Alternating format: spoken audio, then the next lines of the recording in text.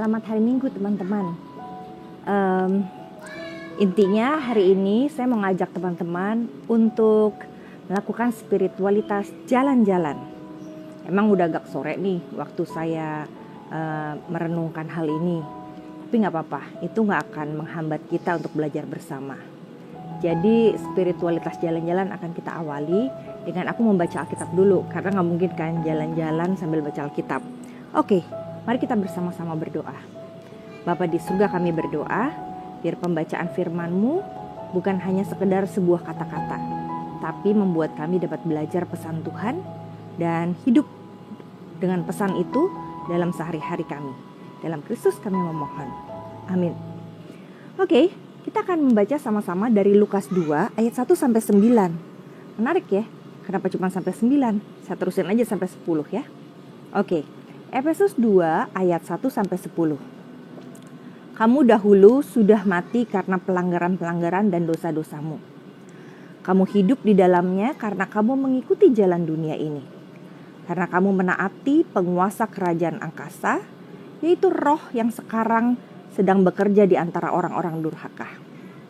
Sebenarnya, dahulu kami semua juga terhitung di antara mereka. Ketika kami hidup di dalam hawa nafsu daging dan menuruti kehendak daging dan pikiran kami yang jahat. Pada dasarnya kami adalah orang-orang yang harus dimurkai, sama seperti mereka yang lain.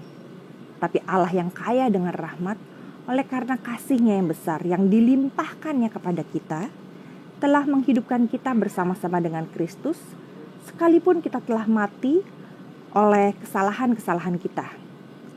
Oleh kasih karunia kamu diselamatkan, dan di dalam Kristus Yesus Ia telah membangkitkan kita juga dan memberikan tempat bersama-sama dengan Dia di surga. Supaya pada masa yang akan datang Ia menunjukkan kepada kita kekayaan karunia-Nya yang melimpah-limpah, sesuai dengan kebaikan-Nya terhadap kita dalam Kristus Yesus.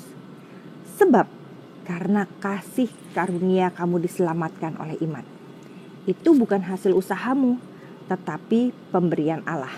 Itu bukan hasil pekerjaanmu. Jangan ada orang yang memegahkan diri.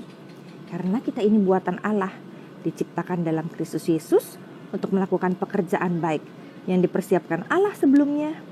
Ia mau supaya kita hidup di dalamnya. Panjang ayatnya. Kalau teman-teman mau tahu lagi bisa baca sekali lagi. Dan kita akan merenungkan bersama.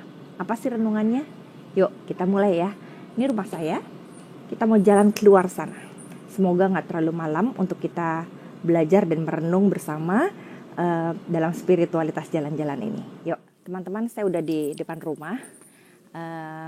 Percakapan renungan kita dalam spiritualitas jalan-jalan kita dibagi menjadi 3 segmen. Segmen pertama adalah keadaan kita dan keadaan dunia. Segmen kedua adalah bagaimana Tuhan bekerja dan apa pesan Tuhan. Segmen ketiga, bagaimana kita melakukan pesan Tuhan dalam kehidupan sehari-hari. Oke, kita mulai jalan ya. Menurut teman-teman, kira-kira di cahaya seperti ini kira-kira jam berapa ya? Pagi hari, sore hari, atau malam hari? Nah, mari kita lihat ya, apa yang terjadi di suasana seperti ini. Pertama, kalau teman-teman tahu, ada cahaya, ada penerangan, tapi juga ada sesuatu yang gelap. Lihat di belakang, ini berbeda tentunya. Ada yang terang, ada juga yang gelap. Tahukah teman-teman bahwa di dalam dunia ini kita juga berhadapan dengan dunia yang gelap dan dunia yang terang. Contohnya, dalam kehidupan kita sehari-hari, bukan hanya ada terang dan gelap, tapi ada suara yang mengusik kita. Dengarkah teman-teman suara yang mengusik kita? Dia gak akan bisa tenang selama saya melewati rumahnya. Coba lihat. Padahal saya udah kenal sama tuh anjing-anjing. Herannya kalau ada saya lewat, dia selalu akan gonggong. Kesannya ini dunianya dia, ini negaranya dia, ini daerahnya dia.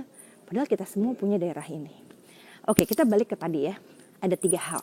Yang pertama ada dunia terang, ada dunia gelap. Seperti saya ketutupan cahaya, lalu saya terlihat cahaya. Sama ada suara-suara.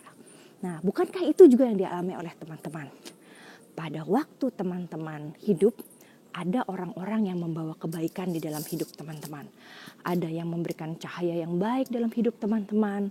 Lalu mereka memberikan pengharapan, sukacita, dan teman-teman pasti akan senang berada bersama dengan mereka. Tapi seperti dalam kegelapan seperti ini, kita juga bertemu dengan orang-orang yang sirik, orang-orang yang gak suka sama kita, orang-orang yang menjauhkan kita dari Tuhan. Dan orang-orang seperti itu membuat kita tidak nyaman di dalam dunia. Tapi kita suka. Kenapa?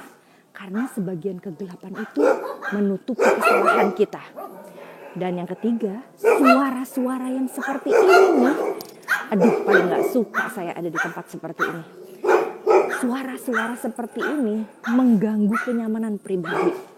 Mereka itu bukanlah pemilik dari tempat ini, tapi seakan-akan mereka menguasai saya, membuat saya takut. Itu juga yang terjadi dalam hidup kita. Ada suara-suara yang sebetulnya bisa kita hindari sih, tapi suara-suara itu begitu mengganggu hidup kita, sehingga kita fokus pada mereka. Kita menjauh dari Tuhan, kita hidup dalam gelap, kita gak bisa hidup dalam terang, karena kita hanya dikuasai oleh ketakutan kita. Kita dikuasai oleh keinginan kita. Kita dikuasai oleh kegelapan yang semakin hari membuat kita ingin sembunyi dalam dunia ini.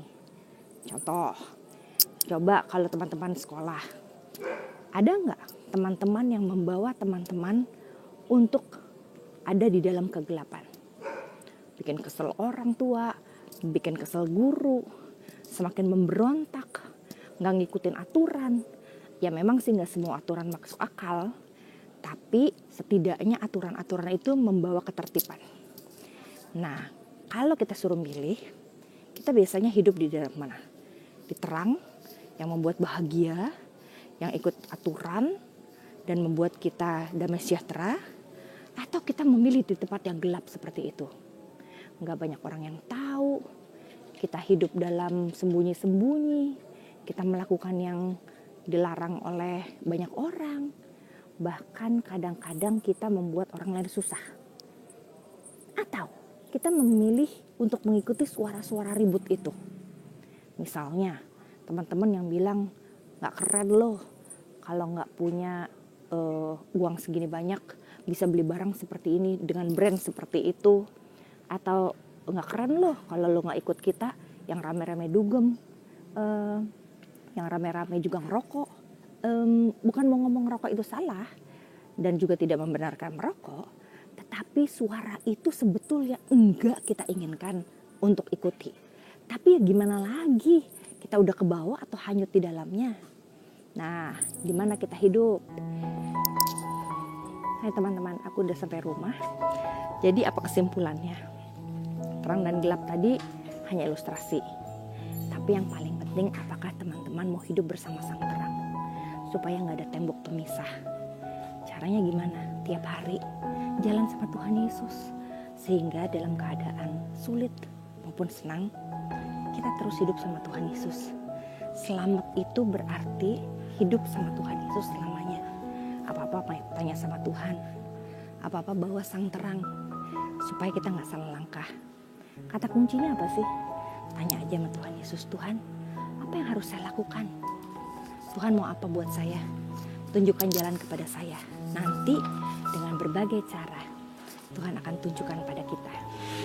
Selamat menikmati hidup bersama dengan Tuhan Yesus yang mencintai teman-teman. Tuhan memberkati. Sampai jumpa.